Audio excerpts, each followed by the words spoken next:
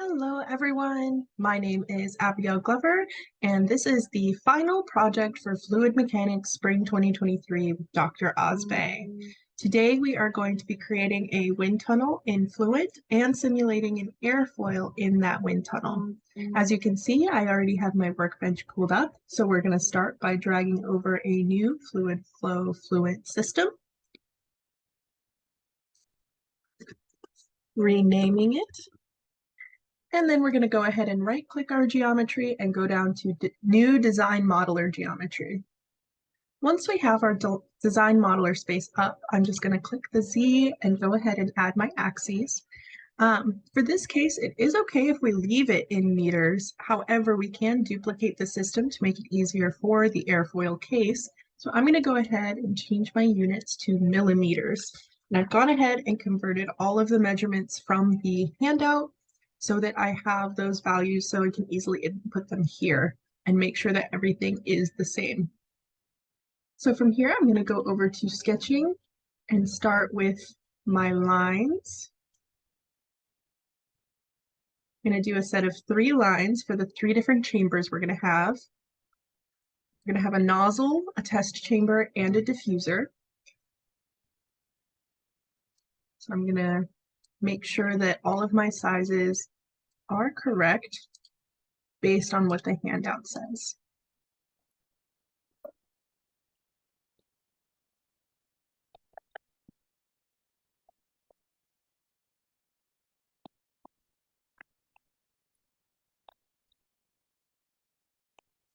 So now that I've got all 3 of these,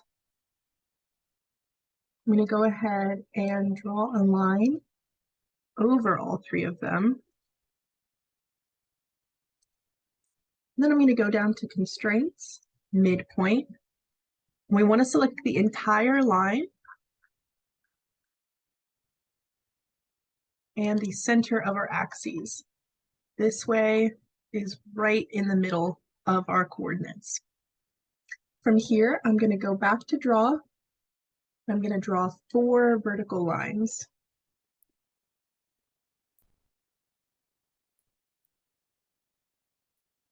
And then from here, we'll go back to constraints, midpoint again, and we will align these lines with each of our endpoints for our horizontal lines. From here, we're going to go back to dimensions, and we're going to specify our heights for each of these sections.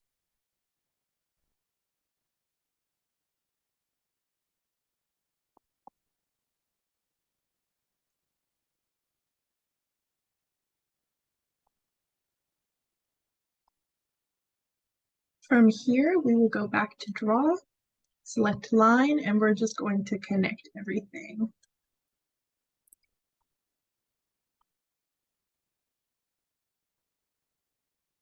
And then from here, we can click select the lines that you don't need and delete them.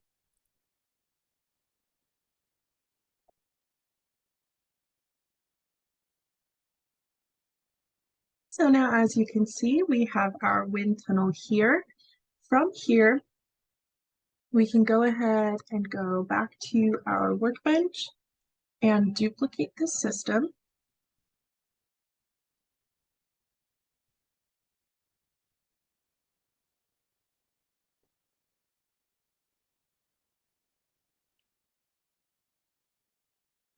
So from here, I am just going to box select everything, go up here to concept and surfaces from sketches. Apply and generate, and now we have our wind tunnel. From here, we can go ahead and close out Design Modeler. And then we can begin our mesh. So for our mesh, the way I like to start is just by naming all of my edges.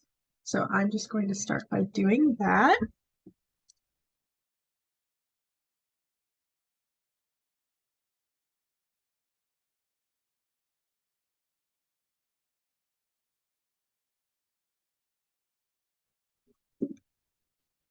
We click over here, we can see that our named sections have carried over. Perfect. And now we can begin our mesh. I'm just going to go into context and mesh.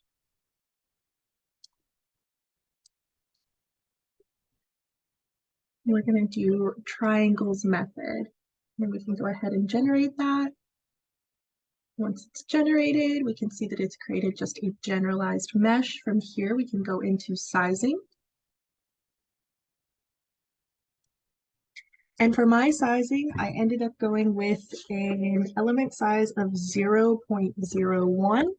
You can go finer. I just found that anything finer than this, it would take forever on my computer. So this is the size that worked best for me. And then I'm going to go ahead and generate that. Click back here, we can see we have a pretty fine mesh, which is what we want.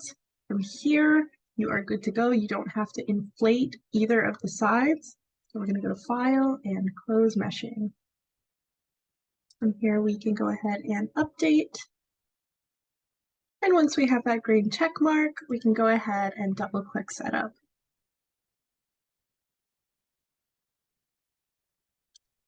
In this case, we're going to do double precision with 2 solver processes. Once we have everything pulled up in setup, we are good to start specifying our conditions. So we are going to go up here to models. We're going to change it from viscous SSTK omega to K epsilon. We're going to make sure we have enhanced wall treatment and pressure gradient effects selected. You can also turn energy on. We're not going to be observing the energy or the thermal energies too much, but that is something you can do and something I've seen other people do. So I'm just going to keep it for the sake of this video. From here, we're going to go down to materials. And we are going to leave density as 1.225, and we are going to leave our viscosity as 1.7894 to the -5th. These are just values that should be there. If they're not, you can change them to that. It was just easiest to keep everything the same. From here, you can double check and make sure that your fluid is air. This is a wind tunnel, so we want to make sure that we're not sending anything weird through the wind tunnel. From here, we are good to set our boundary conditions. The big thing that we're changing here is going to be our inlet velocity.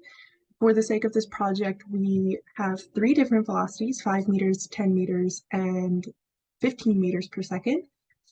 For the sake of this video, we are only required to do the 10 meters per second. So that's what I'm changing my velocity magnitude to. But the great thing is, once you have everything set up, all you have to do is go back and change your velocity and then rerun your calculations.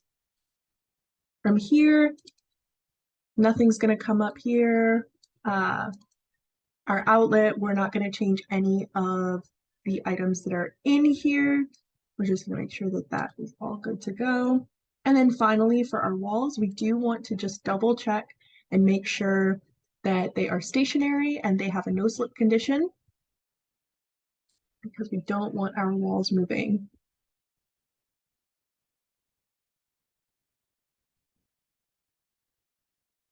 From here, we can go into reference values. We are computing from the inlet. We want to make sure we've got our density correct, our velocity correct, and our viscosity correct. We can change our enthalpy to 27,000, or you can leave it the same. Won't make too much of a difference. Our reference zone is going to be our surface body. And then from here, we are good to go ahead and initialize. As a little note, if you wanted to go back and double check your methods, in case they changed from the last time you used Fluent, you do want to make sure that you are in a coupled scheme with a second order pressure and second order upwind momentum.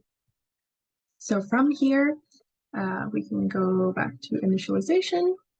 We can initialize. And then we can run our calculation. I'm going to do 750 iterations, but we should converge before that number is hit. So as you can see, we converged within 72 iterations. From here, we are good to start looking at our contours and our graphs and all of the data that we have.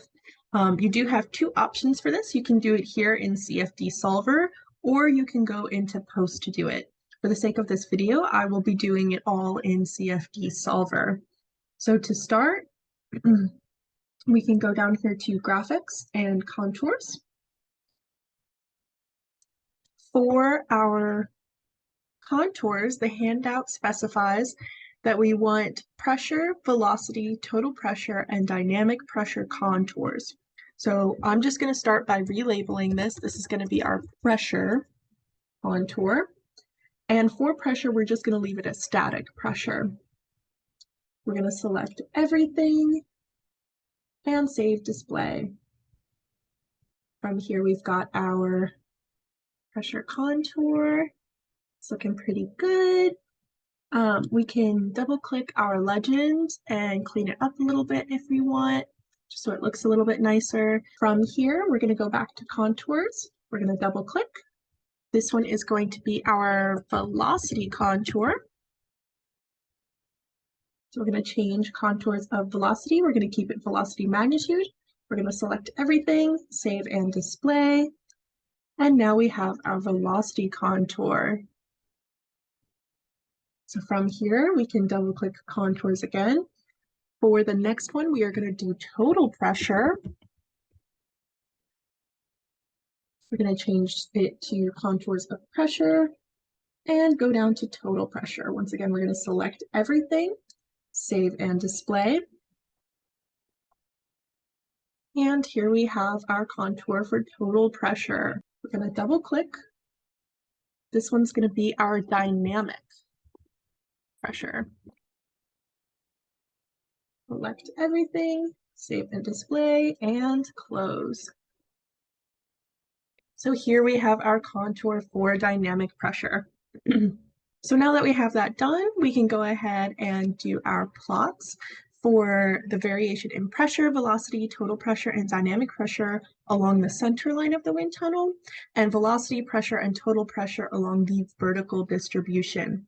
So we can go ahead and collapse our contours. We are going to go down to plots, and we are going to do an XY plot. Now, in order to create our center line, we have to go over here to New Surface. We're going to do a line/rake.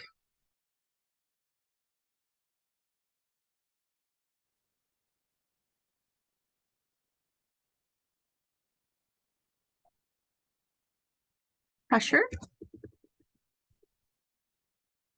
We're just going to leave it pressure, static pressure. Our X is going to be our direction vector. And I have been selecting order points. This is going to make it easier when you're transferring the data to Excel.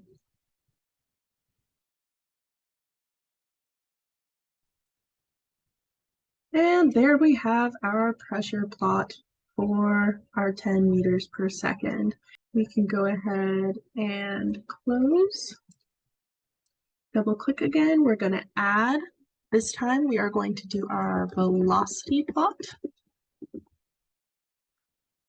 We're going to change this from pressure to velocity, and we're going to do that along center line to save and plot. And here we have our velocity curve. And here we're going to do the same thing, double click XY plot. This time we are going to do our total pressure.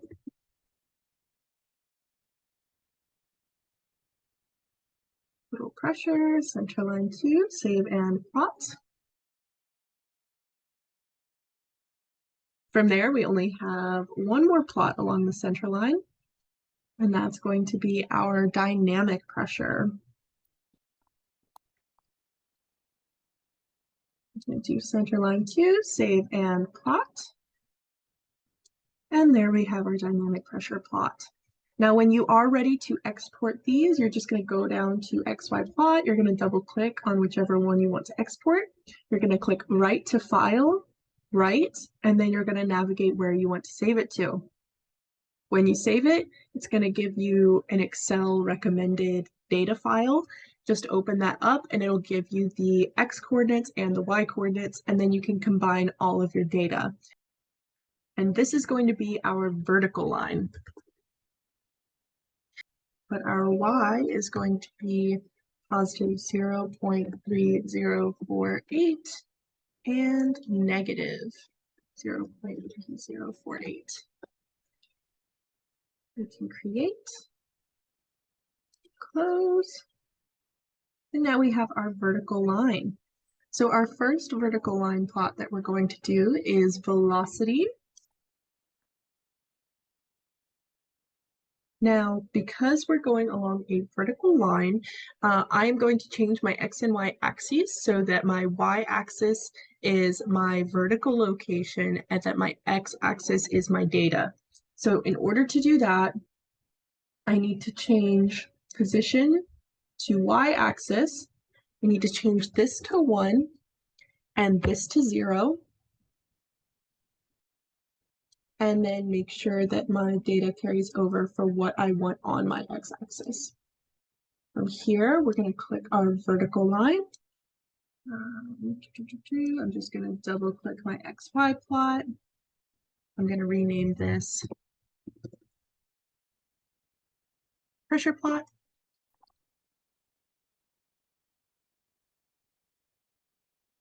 And we are going to do our position on the y-axis. I'm going to change this.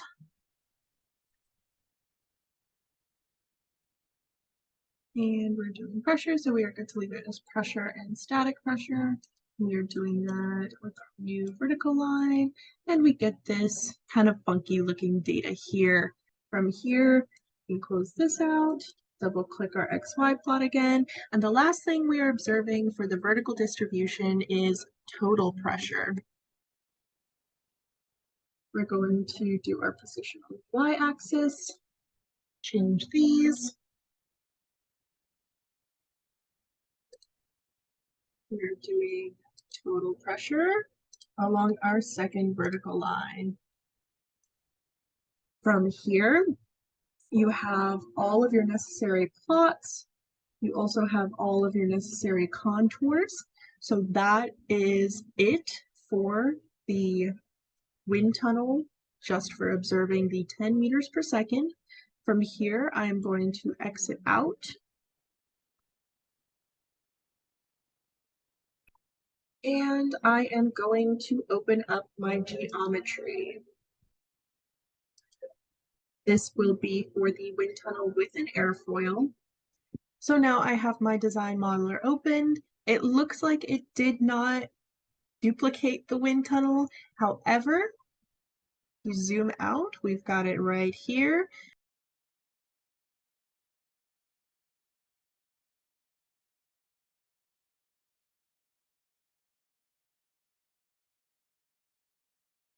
So now that should be equally across.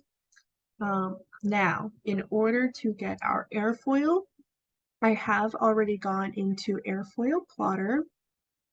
I have already gone into Airfoil Plotter for the NACA 2415 specified in the handout.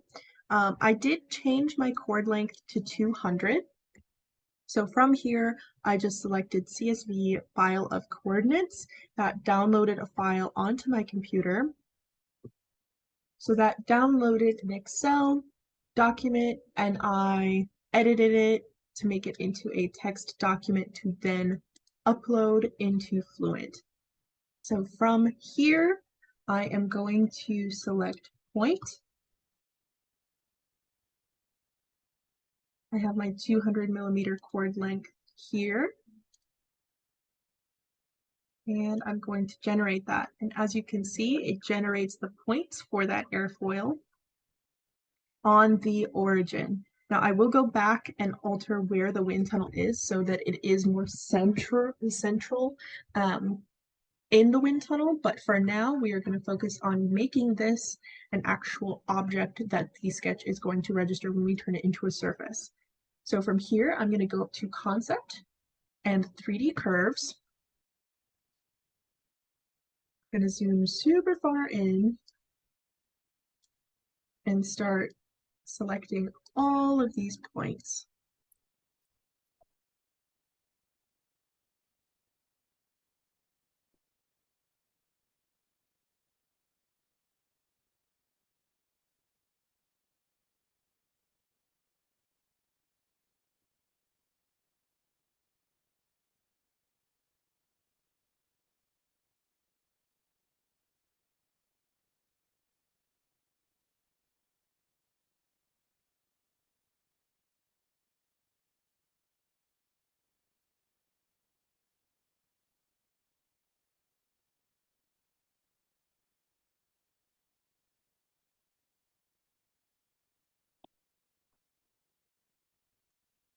So once we have all of those data points selected, we can go ahead and hit apply.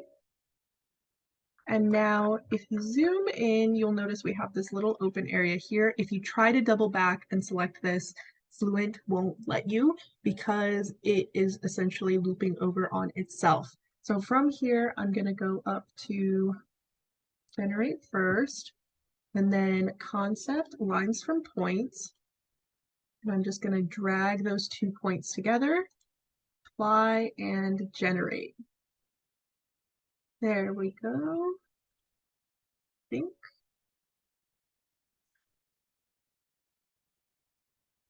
Great. But now if you try to generate this surface from the sketch, it's going to include the inside of that airfoil. So what we want to do is we want to go up to concept, and we're going to create a surface from the edge.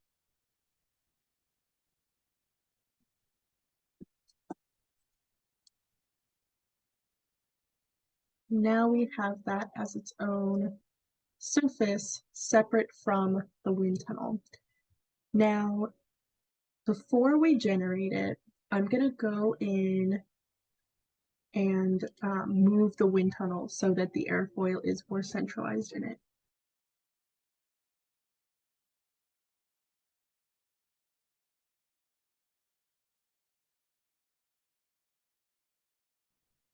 And that looks pretty good to me. It doesn't need to be exact for this, just as long as your airfoil remains at the origin. So from here, we go to concept, surface from sketches. We are going to box select everything and apply. Once we generate, we've got this. Now we're going to go into create Boolean. Instead of uniting, we are going to subtract because we want to subtract the airfoil out of the wind tunnel. The target body is going to be our wind tunnel. So what we're going to do to select our 2 bodies is we are going to go to target body. We are selecting our surface body, and our tool bodies, we are selecting our airfoil body. Once we have that, we can generate. And as you can see, it subtracted out our airfoil. So now we have a wind tunnel with our airfoil. We are good to go to File, Close Design Modeler, and then we are good to begin the mesh. So once we have our mesh pulled up, we're going to do it very similarly to the last process without the airfoil. I'm going to go ahead by starting and I'm going to go ahead and start by naming all of my walls and line segments so that I can keep everything organized.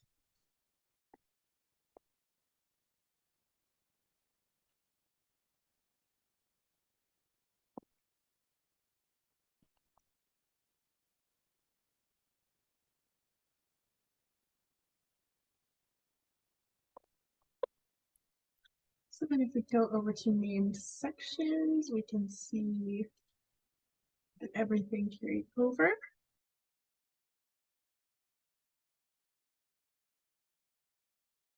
There we go. So now we have all of our named sections. We are good to begin the mesh. We go up here to method.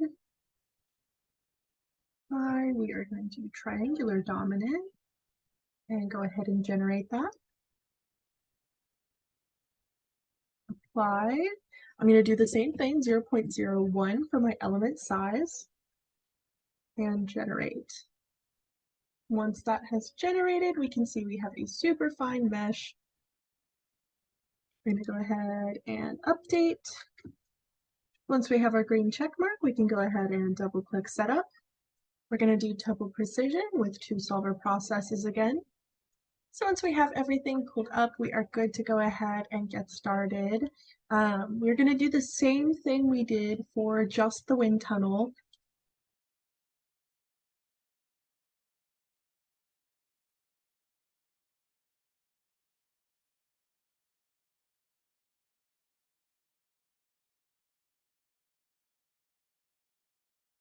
And then I'm going to get set on my boundary conditions. Again, we are doing the 10 meters per second case. I'm going to double check that my walls are stationary and non-slip. Then you can also check that for the surface body, which is the airfoil. We don't want our airfoil moving along the wind tunnel. From here, we can go to reference values. We are computing from the inlet. Our reference zone is going to be the surface body. We want to make sure that our velocity is 10 meters per second. I'm just going to change that because I changed it in the first one. And then we want to make sure that our method is coupled, second order upwind. From here, we are good to go ahead and initialize. And then we can run our calculation. Again, I'm just going to do 750 iterations. Now that our calculation is complete, we are good to go ahead and look at exactly what the handout is asking for.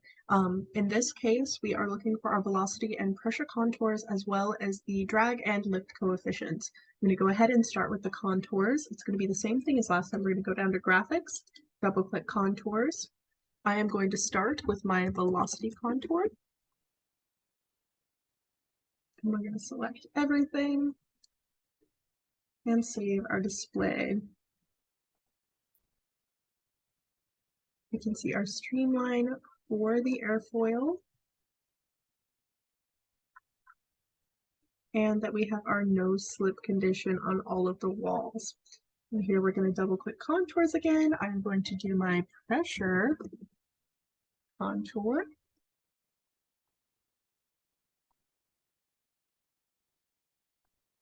And here we have our pressure contour.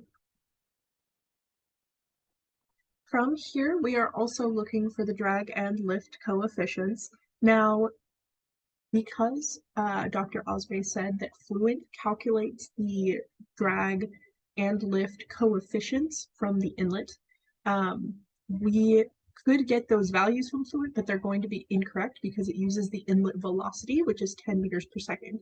So instead, we're going to utilize Fluent to get the drag and lift force values so that we can calculate them ourselves with the correct velocities.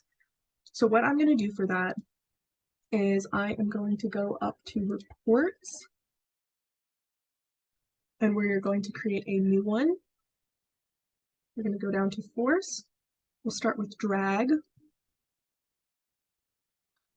And we're going to do our surface body, which is the airfoil.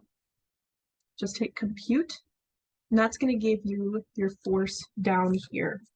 So once you have this drag force, you're going to want to write it down because we are going to be plugging it in to an equation. And then from here, we can create a new one again. This time we're going to be doing our lift force.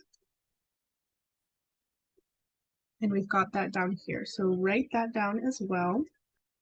So now that we have our lift and drag forces, what are we going to do with those? Well, I'm going to go ahead and open up results so that the main thing that we need from here is our free stream velocity.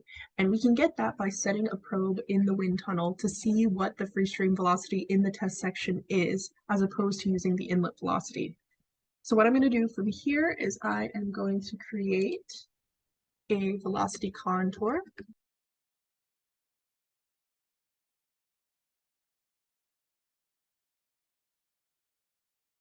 So now we've got our contour here. We are going to set a probe. Now, because we are looking for the free stream velocity, we're looking in the test section upstream of the airfoil. So we're just going to click a little bit further up. We've got our probe. Now we go down here and select velocity, and that's going to give us the velocity of that area. So go ahead and write that down. So now that we have our free stream velocity, we need to plug these into an equation.